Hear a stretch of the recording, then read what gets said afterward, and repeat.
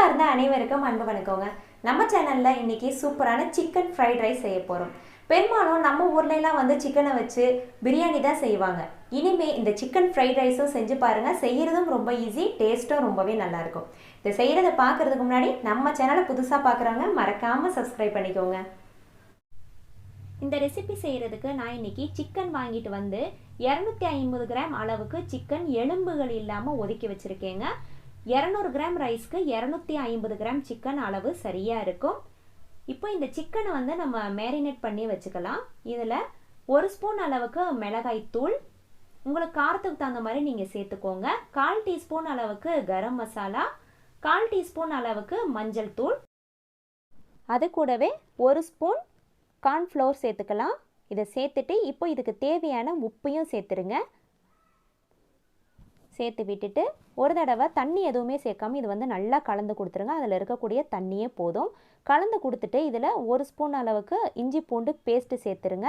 சேர்த்துட்டு அதுவும் நல்லா கலந்து கொடுத்துடணும்.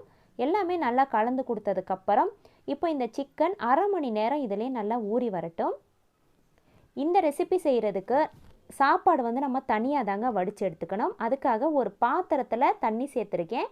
தண்ணி கொதி வந்ததும் அரிசிக்கு தேவையான உப்பு சேர்த்துடலாம். அது கூடவே சமையல் எண்ணெய் 2 ஸ்பூன் அளவுக்கு சேர்த்துக்கலாங்க. எண்ணெய் சேர்க்கும் போது அரிசி வந்து ஒன்றோடு ஒன்று ஒட்டாமல் இருக்கும், நமக்கு நல்லா உதிரியாக கிடைக்கும், அதுக்காக சேர்த்துக்கலாம். அது கூடவே அரை மணி நேரம் ஊற வச்ச பாஸ்மதி ரைஸ், கண்டிப்பாக பாஸ்மதி ரைஸ் சேர்த்துக்கோங்க, அதான் ஃப்ரைட் ரைஸ்க்கு நல்லாயிருக்கும்.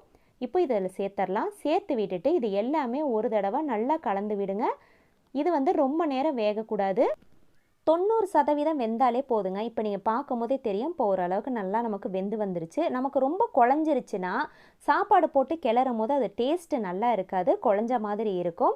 இந்த அளவுக்கு 2 உடையும் போதே வந்து இதை ஒரு தட்டில் வந்து எடுத்து வச்சிடலாங்க. ஒரே கும்மலாக வைக்கக்கூடாது, தட்டில் வந்து இந்த மாதிரி பரத்தி வைக்கணும். அப்போ தான் வந்து நமக்கு அந்த சூட்டுக்கு அது சீக்கிரம் நமக்கு அது குலையாமல் இருக்கும். அதனால் முடிஞ்ச வரைக்கும் தட்டில் இந்த மாதிரி பரத்தி வச்சுருங்க. அதுக்கடுத்து நம்ம ஊற வச்சோம் இல்லையா சிக்கன், அரை மணி நேரம் கழித்து அதை வந்து எண்ணெயில் வந்து சேர்த்து பொரித்து எடுத்துக்கலாம். இந்த மாதிரி எல்லாமே சேர்த்து விட்டுட்டு ஒரு பக்கம் வெந்து வந்ததும் இதை வந்து நல்லா திருப்பி வேக வச்சுக்கோங்க. அதே நேரத்தில் இதுவும் வந்து நமக்கு டீப் ஃப்ரை பண்ணக்கூடாதுங்க, இதுவும் நமக்கு சாஃப்டாக இருக்கணும். அதனால் சிக்கன் வந்து வெந்த உடனே வந்து நம்ம எடுத்துடணும். கொஞ்சம் முருகி போயிடுச்சுன்னா நமக்கு அது சுவை கண்டிப்பாக நல்லா இருக்காது. அதனால் சிக்கன் வெந்த உடனே இதை வந்து எடுத்துருங்க. இதே மாதிரி மிச்சம் இருக்கிற சிக்கனையும் வந்து நம்ம பொரித்து தனியாக எடுத்து வச்சுக்கிறலாம். எடுத்து வச்ச சிக்கன் எல்லாம் இப்போது பொரித்து எடுத்தாச்சு.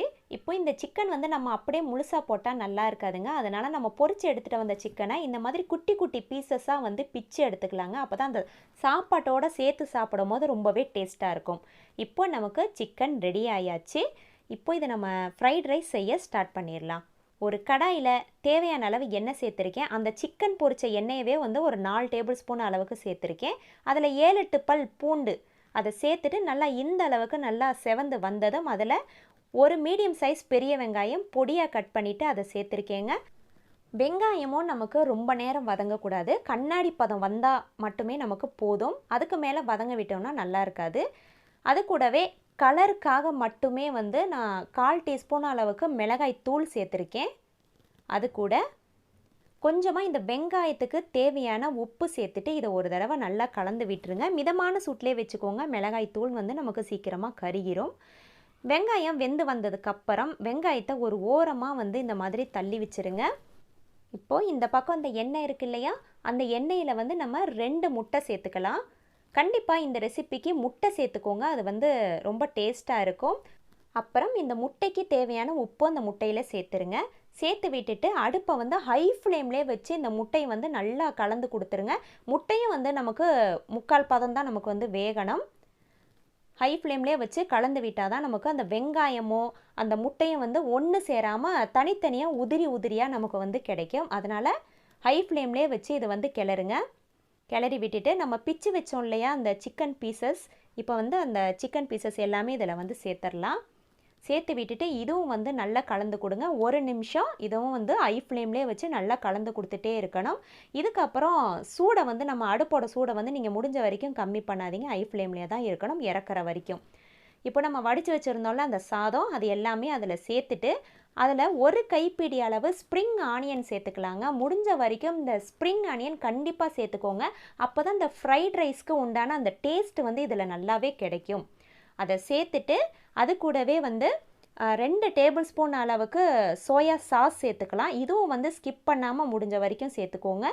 இப்போ இதை சேர்த்துட்டு இது கூடவே 1 ஸ்பூன் மிளகு எடுத்து அதை நல்லா நுணுக்கிட்டு அதுவும் சேர்த்துருக்கேங்க. இது வந்து காரம் வந்து நமக்கு கம்மியாக தான் இருக்கணும் ஃப்ரைட் ரைஸை பொறுத்த வரைக்கும். அதனால் நீங்கள் சேர்க்கக்கூடிய அந்த மிளகாய்த்தூள், அந்த இப்போ சேர்த்தோம் இல்லையா மிளகுத்தூள், இதெல்லாம் வந்து நீங்கள் அளவு பார்த்து கரெக்டாக சேர்த்துக்கோங்க. இது வந்து காரம் கண்டிப்பாக நமக்கு வந்து கம்மியாக தான் இருக்கணும். இப்போ இது எல்லாமே ஹை ஃப்ளேம்லேயே வச்சு நல்லா கலந்து கொடுத்துருங்க. நல்லா இந்த அளவுக்கு வந்து நல்லா கலந்து கொடுத்துடணுங்க. அதே நேரத்தில் நம்ம வந்து மெதுவாக தான் கலந்து கொடுக்கணும். அப்போ தான் வந்து சாப்பாடு வந்து நமக்கு உடையாமல் இருக்கும். அதனால் பொறுமையாக மெதுவாகவே கலந்து கொடுத்துக்கோங்க. அப்படியெல்லாம் நமக்கு அவ்வளோ சீக்கிரம் அடிப்பிடிச்சிடாது.